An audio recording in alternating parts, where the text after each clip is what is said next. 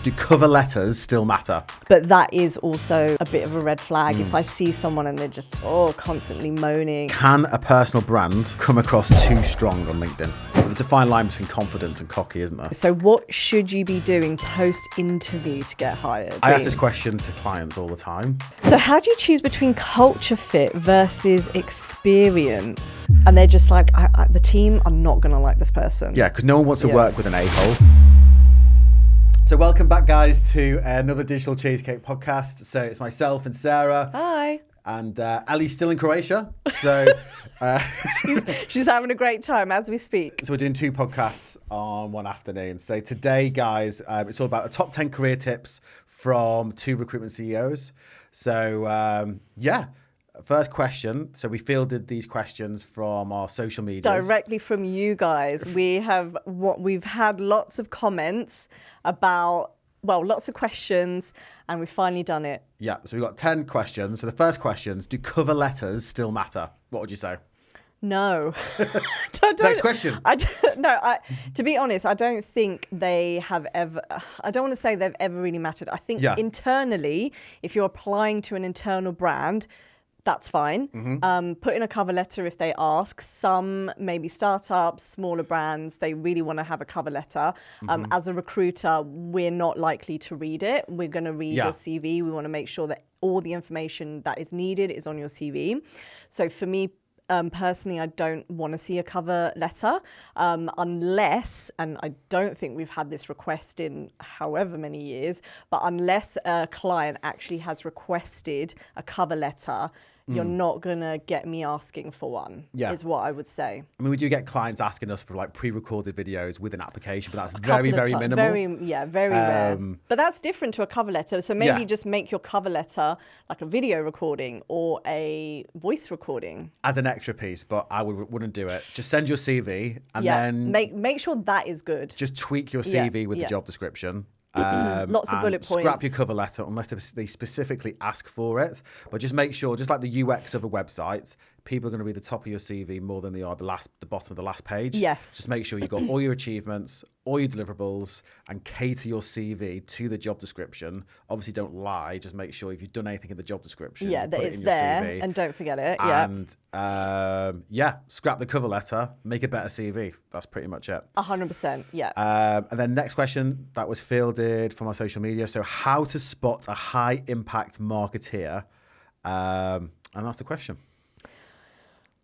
So I think it goes back to just having your key metrics and KPIs and key achievements. We keep talking about metrics, don't we? Yeah, we're talking about that a lot because that's all that anyone's interested in. So I think if a high impact marketer, sometimes, I think on the podcast before we have had mentions of the brands. I don't think it's about the brands that you've worked at, because you can have high impact if you've gone into a startup, you've got X amount of growth, you've turned over X millions, then you're high impact marketer. But if you have not put those figures on your CV or in a paragraph or just any explanation about that, then we don't know that you have done that, and we don't know if you're a high impact marketer. But also it's references, isn't it? So we placed a commercial director for a marketplace business turning over, I think, over 150 million this month. Nice. And I didn't know this, but the founder, as well as the CEO, went away and had a look at their background. So speaking to people that are in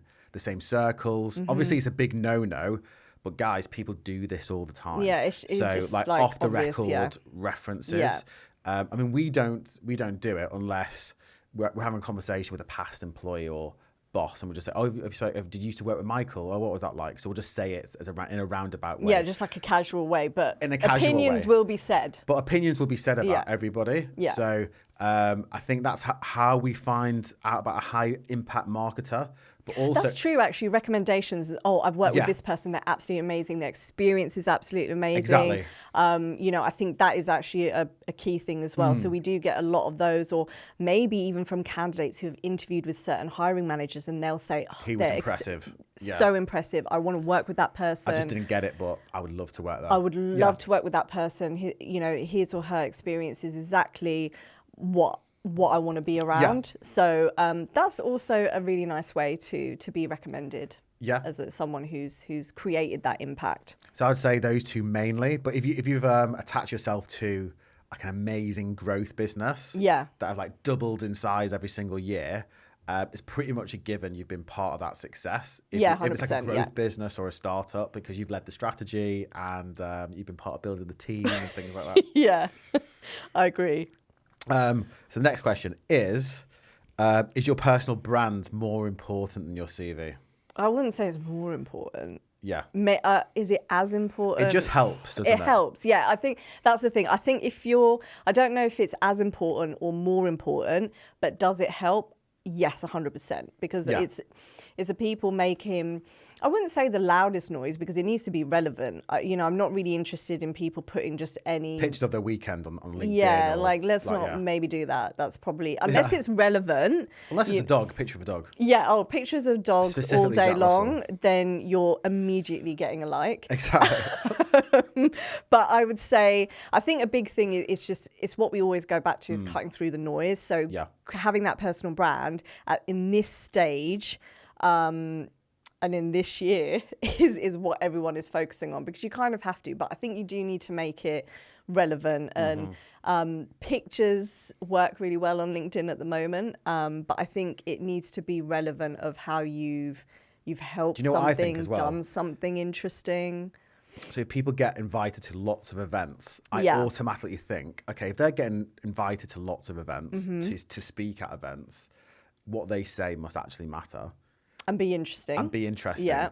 And also they're creating relationships with enough people for them to be invited to different events or asked to come back year on year. Yeah. So there is one lady who I know is pretty good, who's a CMO of a sports brand, and she speaks all the time, and she's absolutely lovely. Yeah. On LinkedIn, she's got a really great personal brand. It's all about value given, about good marketing. Yeah. It's all about health and wellness. Leading from the front and just being like a really good person. Yeah. So you can see that in her overall brand in every single way. So if you get an opportunity to speak, obviously it'll help you develop, because it's a scary thing.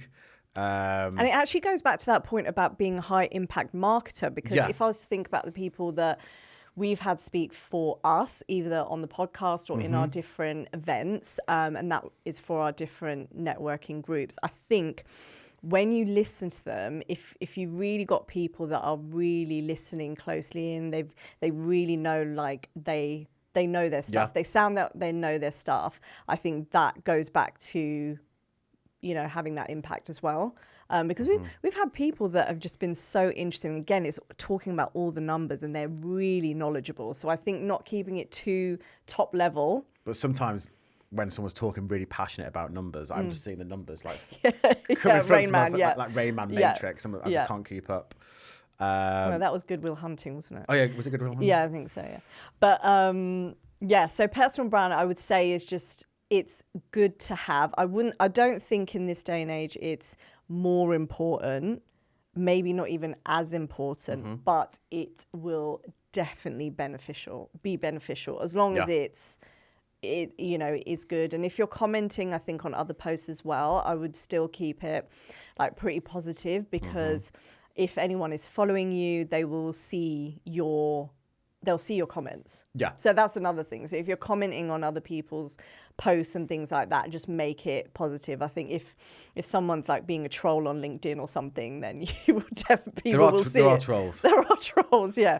But your network will definitely see that. Yeah. So make sure make sure that you keep your name, because actually thinking about it, if I was to think of an example, there is a digital director in insurance, and because is that too specific?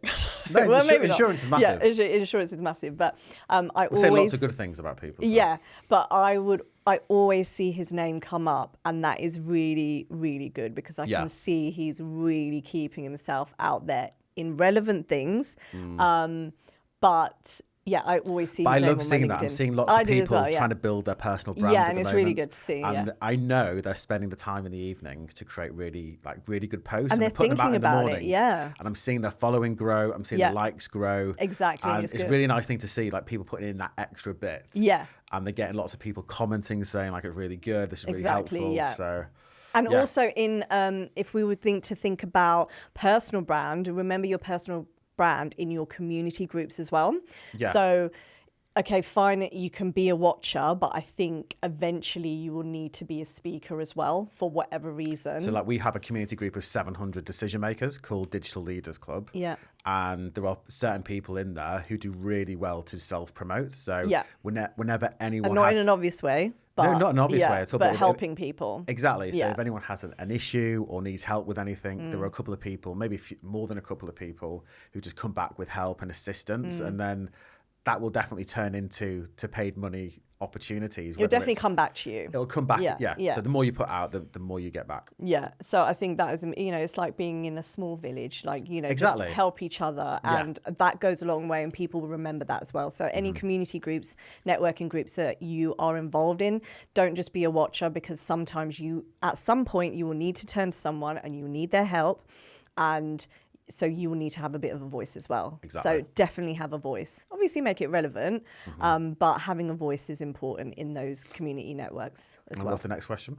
And so, a lot of people want to know about this. So what should you be doing post-interview to get hired? I just think sending an email. So send it a thank you email. So send it so people do, and we advise people to send emails. So I would do it on the day of the interview, because if somebody slept on the interview, they've already made a decision on you, whether you are a yes or no, the morning after. So send it at the end of the day whilst it's fresh in mind, because it shows that you're proactive. It shows that you want to build a relationship, and then you can build out more tone in there. And then if there's any unanswered questions, or you've probably not answered a question right, you can go back and go, I've thought about this. This is how I would approach this particular task. Or thank you so much for your time. Really keen on the opportunity. If you go through a recruiter, CC in your recruiter, please. Exactly, just because they're managing the process.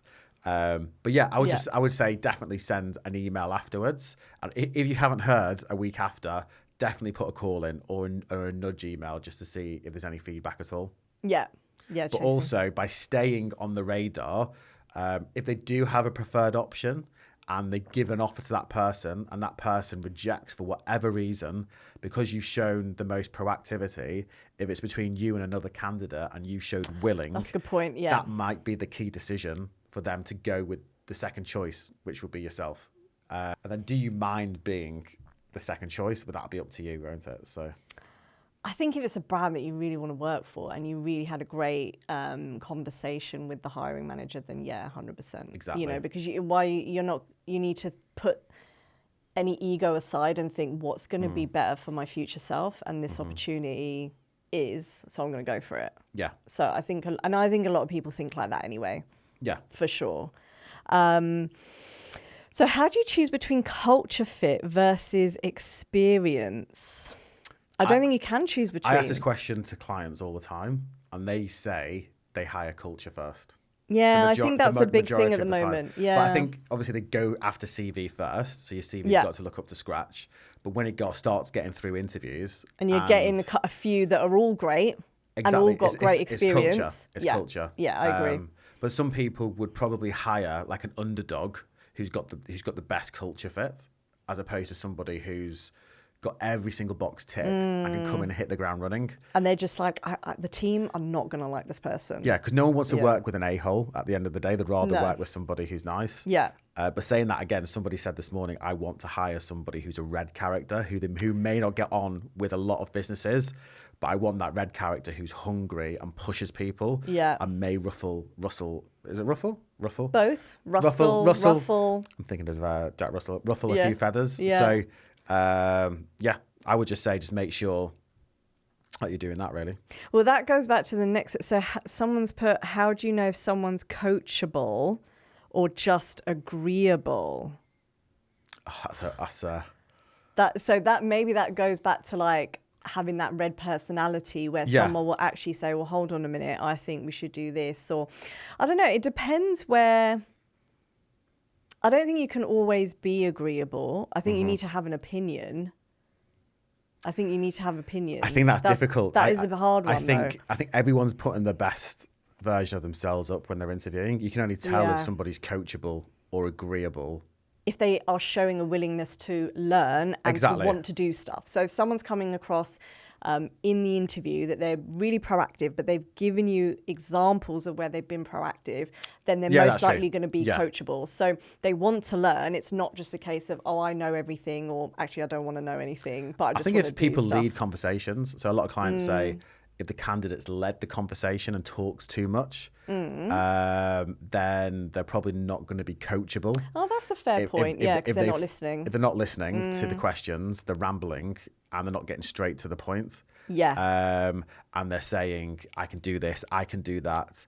And they're not showing any examples of where they've probably failed or they have to upskill in certain areas.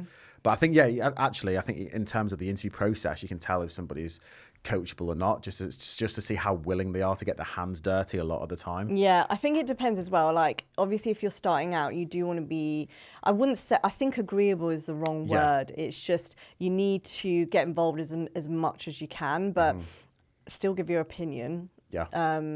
You know, because if you're somewhere and, you know, you can't do that, then that's another conversation. But I think, I like your point about if there's a lot of conversation from that person, then maybe they aren't coachable. If they're also coming across as, I know best and this is what I do, and you know, you can get that from a lot of leaders rather than, you know, anyone starting out. But it's hard interviews because you want to put your best foot forward. So sometimes nerves can get the better of you, and then you just start rambling, and you want to big up yourself as well. Like, you want to say how good you are, because you are selling yourself in interviews. Yeah. But you need to kind of come across and make sure that you can say, look, I will tell you if I don't agree with something, but actually this is maybe not necessarily a gap in my experience, but this is a bit of my experience that I really want to develop. And I think this brand, this company will help me do that. Yeah, but it's a fine line between confidence and cocky, isn't there? So it's very, very fine. It's a fine line. Yeah, so, very fine. So next question. Yep. Okay, so what should you do if your personal brand fits, but your experience doesn't? Well, I think that goes back to the culture fit thing, where actually people are very happy about culture fit, but maybe that means more that someone might think you're good, but your experience isn't good. Is that what they mean? Yeah, so I think you're good. So your personal brand's pretty good. Yeah. And your CV doesn't really fit the mark. So, for example, you don't have the experience for the role. So it depends on the client. So some clients will make a point, proven. And then it'll just fall back on the client whether they've made the right decision or not. And then clients do that with us all the time. They might go for somebody who's not the most experienced. Like, I'm thinking of a travel business that we worked with in London. And they went for, I think, the most inexperienced candidate, but they were the most willing and like most excited. And it just didn't work out well. So that's less about personal brand and how well you interview. But I think and maybe it's just a learning curve as well. But then after that, clients will then double down on just getting that experience. I think you need to have both. I think you need to have a strong. You need to, if you're going to say that you do something or can do something, I think make sure that you've got an example of how you have done that, because a client will literally, or a hiring manager will literally pick that apart. If you say you can do something, also going on that, don't say we, say I. So if you say we automatically know that you haven't done it. You were a fraction of that task. You were a fraction of the task. So what clients and hiring managers will want to know is what you have done. So always speak in an individual, and then you can say, oh, I have helped the team do this, but always say what you have done directly. I think you need to have the experience. You do need to have an experience as well as the personal brand, but give examples. So how do you stay on a recruiter's radar after maybe coming second? Or it's just regular contact, isn't it? Yeah, I think that's a big question. A lot of people want to know about how to stay on the radar, but that goes back to our last podcast that we did, which was how to develop a relationship with your recruiter. And just keep on their radar so that you can be thought the I think a lot of the stuff that we're saying is common sense. It's just the time to put into it. Yeah, and just doing it as well, and maybe actually just setting like a spreadsheet and just ticking through things when you're doing a search. It is like a full-time job for a lot of people, and that's the feedback that we get. So if you do a spreadsheet, you know where your CV's gone as well, please do that.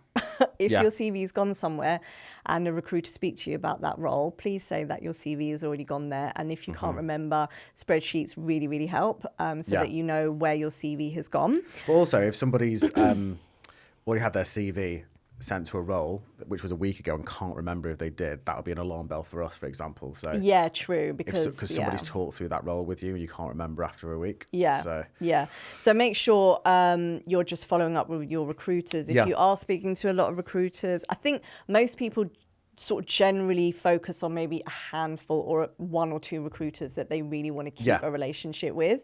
But if there are a few, but I think if there are a few that you like, just again, maybe keep a spreadsheet and just think, oh, I need to check with Jack. I need to check in with Sally next week. And just Who's Sally? a great recruiter who's doing a fantastic job. So I think staying on radar is really important, but it just comes back to following up your personal brand. So making sure that you're commenting and just being visible on LinkedIn, but in people's inboxes. But I think messages as well, that's always a big thing. And last question is, can a personal brand come across too strong on LinkedIn? It depends what it is. Like if it's stuff that is just not interesting, I don't know, people find different things interesting. I don't think there isn't someone that I'm following that I see on LinkedIn that I think, oh, I really don't want to see that person anymore on my feed. I don't think that at all. Yeah, because if you're following them, then you want to see what they have to say, and you can just always, unfollow. Because I think if somebody's pushing themselves online, I think that they're being brave. Yes. Which is a key not everything's going to land, and that's okay. Not everything that someone posts you're going to like. You might like some of it, you might not like other bits of it, but you got to really appreciate the ambition that somebody really wants to like push themselves. Yeah. And hiring managers will look at that as well. So they will look at your LinkedIn profile and what you're commenting on and how much you're pushing yourself out there. And they like the look of it. Do you actually read anything on LinkedIn anymore? A bit. It depends what it is. I just feel like it's getting too much. So if I'm just looking at the name, who's posting. So I think that lands more with me and resonates. So if it's like an individual, so not necessarily... So you can't say that someone's personal brand is too strong on LinkedIn if you actually follow them and are interested in them. I think it's really hard to get your personal brand strong I think if most of the influencers have strong brands. Yeah. They're posting daily. Yes. But I don't think your brand can ever be too strong. If you're posting more, you're going to get more opinions out there. So you're going to alienate some people in your network. True. And then you're going to bring in the right people. I don't really like too negative posts. Exactly, yeah. So I think that is a key thing. So that if you're just like moaning about stuff, then I'd say that probably becomes less interesting. And also potential hiring managers, that is a red flag, which is also on another podcast episode. So red flags in hiring. So have a check of that one. But that is also a bit of a red flag. If I see someone and they're just, constantly moaning and it's just all negativity, you're most likely not going to want that in your team, because that is just going to be... that's just going to be slithering through the team, so you don't want that. So just be careful. Post continually, have a really strong personal brand, but just be careful about what you're posting, because people obviously will see that. So I think, you know, a little bit of maybe awareness on things is fine, but if you're find yourself in like a downward spiral with things, you know, constantly calling people out or this or that, then it's just people are going to see that. It's very rare. Not a lot of people do that. It's rare, but there are some people who kind of make it like a thing. So I think, you know, just remember people are watching that, and, you know, you might not get a call based on that. True. Well, we've covered a lot of ground there, which is really good. So if you have any other questions, let us know. If you want us to cover anything else on another topic, but another podcast, let us know. And also in the marketing space as well. So if you are looking for new agencies and you want advice in the paid space, content space, contact Ellie at Kinsman. Yeah, and Ellie will be back next time from Croatia, hopefully. With a 10? Yeah. Yeah. See you next time. See you later.